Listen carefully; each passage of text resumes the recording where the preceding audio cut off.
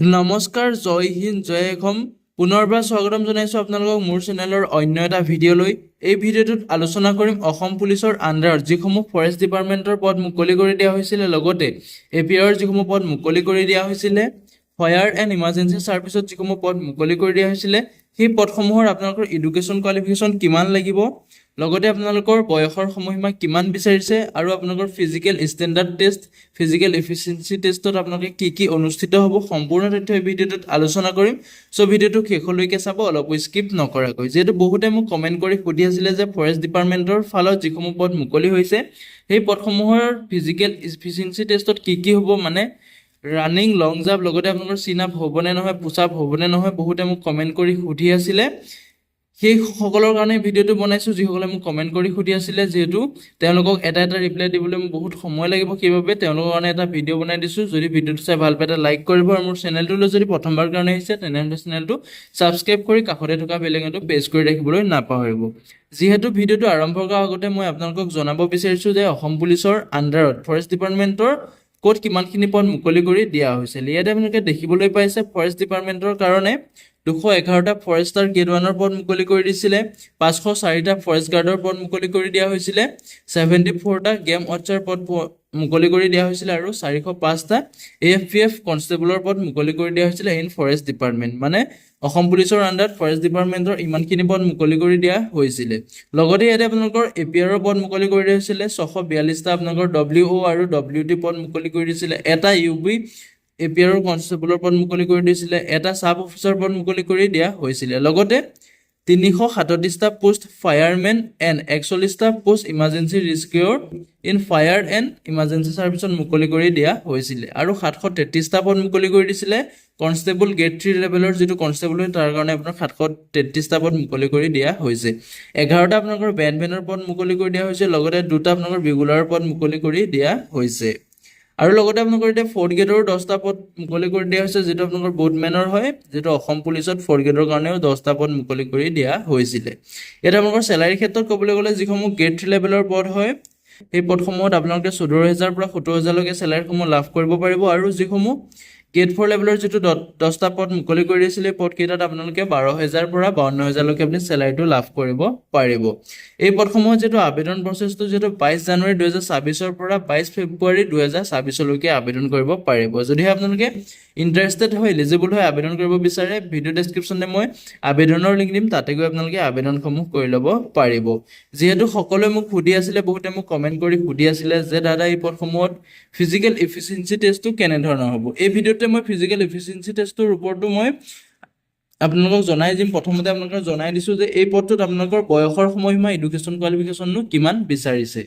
ইয়াতে আপোনালোকে দেখিবলৈ পাইছে এলিজিবিলিটি ক্ৰাইটেৰিয়াটো আপোনালোকৰ ইয়াতে দিয়া আছে, যিটো applicant must B a citizen of India and permanent resident of Assam. আপুনি এজন চিটিজেন হ'ব লাগিব ভাৰতৰ, লগতে আপুনি পাৰ্মানেণ্ট ৰেচিডেণ্ট অসমৰ হ'ব লাগিব। লগতে আপোনালোকৰ যিটো local employment exchange in Assam, মানে অসমৰ যিটো এমপ্লয়মেণ্ট এক্সচেঞ্জ কাৰ্ড আছে, সেইটো আপোনাৰ থাকিব লাগিব, তেতিয়াহে আপুনি আবেদন কৰিব পাৰিব। লগতে আপোনালোকে আছামিজ লেংগুৱেজটো ভালকৈ ক'ব পাৰিব লাগিব, লগতে লিখিব পাৰিব লাগিব, তেতিয়া আপুনি পদসমূহত আবেদন কৰিবলৈ ইলিজিবল হ'ব। ইয়াতে আপোনালোকৰ যিটো বয়সৰ সময়সীমা দিয়া আছে, ইয়াতে আপোনালোকে দেখিবলৈ পাইছে যিটো চাব অফিচাৰ পদ আছে, তাতে আপোনালোকৰ 20 বছৰ পৰা 24 বছৰ বয়সলৈ আপোনালোকৰ বয়সৰ সময়সীমাটো দিয়া আছে। 1/1/2002 পৰা আপোনালোকৰ 1/1/2006লৈকে আপোনালোকৰ এপ্লাই কৰিব পাৰিব। যদি আপুনি 1/1/2002 আৰু 1/1/2006 ভিতৰত জন্ম হৈছে, তেতিয়া আপুনি পদসমূহত আবেদন কৰিব পাৰিব। যিটো আপোনালোকৰ কনষ্টেবল গ্ৰেড 3 হয়, বেণ্ডমেন কনষ্টেবল হয়, ৰেগুলাৰ হয়, ফৰেষ্টাৰ গ্ৰেড 1ৰ হয়, গেম ৱাটচাৰ হয়, ফৰেষ্ট গাৰ্ড হয়, সেই পদসমূহত আপোনালোকে 18 বছৰৰ পৰা 40 বছৰ বয়সলৈকে আবেদন কৰিব পাৰিব। এই পদসমূহত আবেদন কৰিবলৈ আপোনালোকৰ বয়সৰ সময়সীমাটো 1/1/1986 পৰা আপোনালোকে 1/1/2008লৈকে আবেদন কৰিব পাৰিব।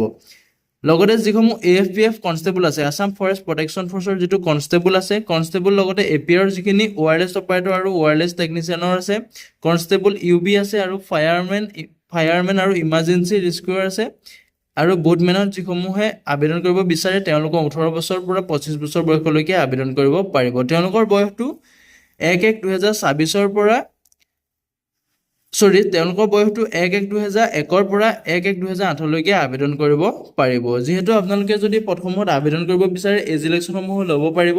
কেটেগৰী আছে আপোনালোকে ইয়াতে এজ ইলেকশ্যনটো দিয়া আছে, আপোনালোকে ইয়াতে দেখিবলৈ পাইছে। SC/ST/P আৰু ST হিলছৰ কাৰণে এজ ইলেকশ্যন আপোনালোকে 5 বছৰ ল'ব পাৰিব আৰু OBC MOBCৰ কাৰণে আপোনালোকে 3 বছৰকৈ এজ ইলেকশ্যন ল'ব পাৰিব। যদিহে আপোনালোকৰ হোম গাৰ্ড চাৰ্টিফিকেট আছে তেতিয়াহ'লে আপোনালোকে 3 বছৰকৈ এডিশ্যনেল এজ ইলেকশ্যন ল'ব পাৰিব।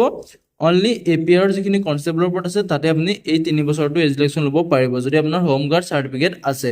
যদি আপোনাৰ এক্স ছাৰ্ভিচমেনৰ চাৰ্টিফিকেট আছে তেতিয়াহ'লে আপোনালোকে 2 বছৰকৈ এজ ইলেকশ্যন ল'ব পাৰিব।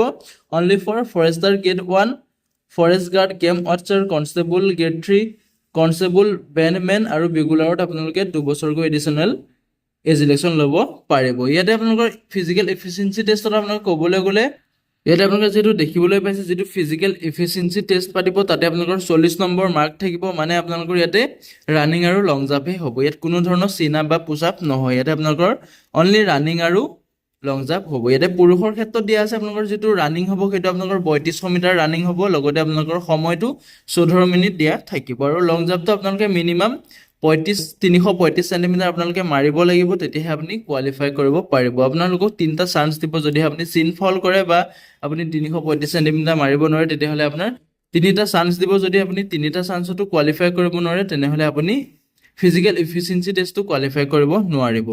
ইয়াতে যিহেতু পুৰুষৰ কাৰণে এইকেইটা আপোনালোকে দেখিবলৈ পালে যিহেতু ৰানিংটো আপোনালোকৰ 3200 মিটাৰ থাকিব, মানে 3.2 কিলোমিটাৰ থাকিব, 14 মিনিট সময় দিয়া হ'ব আৰু মিনিমাম লং জাম্পটো আপোনালোকৰ 335 চেণ্টিমিটাৰ মাৰিব লাগিব।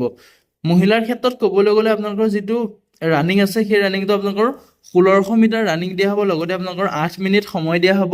লং জাম্পটো আপোনালোকে মিনিমাম 244 চেণ্টিমিটাৰ মাৰিব লাগিব। পুৰুষৰ দৰে আপোনালোকক 3টা চান্স দিয়া হ'ব। যদি আপুনি 3টা চান্সত কোৱালিফাই কৰিব নোৱাৰে তেনেহ'লে আপুনি ফিজিকেল এফিচিয়েঞ্চি টেষ্টটোত আপুনি কোৱালিফাই কৰিব নোৱাৰিব। ইয়াতে আপোনালোকে এডুকেশ্যন কোৱালিফিকেশ্যনৰ ক্ষেত্ৰত ক'বলৈ গ'লে এই পদসমূহত আবেদন কৰিবলৈ আপোনালোকৰ এডুকেশ্যন কোৱালিফিকেশ্যন বিচাৰিছে। প্ৰতিটো পোষ্টৰ ক্ষেত্ৰত আপোনালোকৰ এডুকেশ্যন কোৱালিফিকেশ্যন কিমান বিচাৰিছে। ইয়াতে আপোনালোকে যিহেতু দেখিবলৈ পাইছে যিটো ফৰেষ্টাৰ গ্ৰেড 1 আছে তাতে আপোনালোকৰ বেচেলাৰ ডিগ্ৰী বিচাৰিছে। যদি আপুনি BA কৰি থৈছে, BA BSc BCom কৰি থৈছে তেতিয়াহ'লে আপুনি ফৰেষ্টাৰ গ্ৰেড 1 পোষ্টটোত আবেদন কৰিব পাৰিব। লগতে যিটো চাব অফিচাৰ আছে আৰু কনষ্টেবল, ৱায়াৰলেছ অপাৰেটৰ আৰু ৱায়াৰলেছ টেকনিচিয়ান আছে তাতে আপোনালোকৰ HS পাছ বিচাৰিছে ছায়েন্স টিমৰ ফালৰ পৰা। যদিহে আপোনালোকে 12 পাছ কৰিছিলে ছায়েন্সত তেতিয়া আপুনি আবেদন কৰিব পাৰিব। কিন্তু আপোনালোকে ইয়াতে PCM থাকিব লাগিব, মানে আপোনাৰ ফিজিক্স, কেমেষ্ট্ৰি আৰু মেথামেটিক্সত আপুনি পাছ কৰিব লাগিব, 5 মাৰ্ক থাকিব লাগিব, তেতিয়াহে আপুনি পদটোত আবেদন কৰিব পাৰিব। ফিজিক্স, কেমেষ্ট্ৰি, মেথামেটিক্সৰ ভিতৰত যদি কোনোবা এখনত আপোনালোকে একেবাৰে কম নম্বৰ পায়, যদি আপুনি 4th কৰিছে তেতিয়া নহ'ব, 4th হ'লেও আপুনি সেইটোত 5 মাৰ্ক পাব লাগিব, তেতিয়াহে আপুনি আবেদন কৰিব পাৰিব।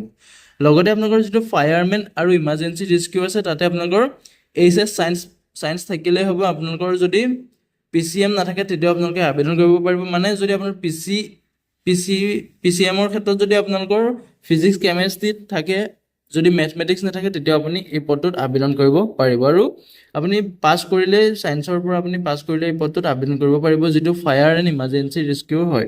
যিটো আপোনালোকৰ ফৰেষ্ট গাৰ্ড, কেম্প অফিচাৰ আৰু কনষ্টেবল UB ইন APR তাতে আপোনালোকৰ 12 পাছ বিচাৰিছে। আৰু যদি যিকোনো এটা ষ্ট্ৰীমৰ পৰা আপুনি 12 পাছ কৰিব লাগিব, আৰ্টছ, কমাৰ্চ, ছায়েন্সৰ পৰা যদি আপুনি 12 পাছ কৰিছে তেতিয়াহ'লে আপোনালোকে ফৰেষ্ট গাৰ্ড, কেম্প অফিচাৰ লগতে কনষ্টেবল UB ইন APR পদকেইটাত আপুনি আবেদন কৰিব পাৰিব। যিটো আপোনালোকৰ AFPF constable, Assam forest protection ফ'ৰ্চৰ যিটো কনষ্টেবলৰ পদ আছে আৰু যিটো কনষ্টেবল গ্ৰেড 3 আছে তাতে বেণ্ডমেন আছে, কনষ্টেবলৰ ৰেগুলাৰ আছে, তাতে আপোনালোকৰ মিনিমাম মেট্ৰিক পাছ কৰি আপোনালোকে আবেদন কৰিব পাৰিব। যদিহে আপুনি মিনিমাম মেট্ৰিক পাছ কৰি থৈছে তেতিয়া আপোনালোকে এই পদকেইটাত আবেদন কৰিব পাৰিব। লগতে আপোনালোকৰ যিটো গ্ৰেড 4 পোষ্ট আছে তাতে আপোনালোকৰ যিটো 8 পাছৰ পৰা আপোনালোকে 12 পাছলৈকে আবেদন কৰিব পাৰিব। যদিহে ভিডিঅ'টো চাই ভাল পালে এটা লাইক কৰিব আৰু মোৰ চেনেলটোলৈ যদি প্ৰথমবাৰ কাৰণে আহিছে তেনেহ'লে চেনেলটো ছাবস্ক্ৰাইব কৰি কাষতে থকা বেল আইকনটো প্ৰেছ কৰি ৰাখিবলৈ নাপাহৰিব, যাতে প্ৰতিদিনে জবৰ আপডেটসমূহ সকলোতকৈ আগতীয়াকৈ পাই থাকিব পাৰে। আজিলৈ ভিডিঅ'টো ইমানেই আছিলে। জয় হিন্দ, জয় অসম।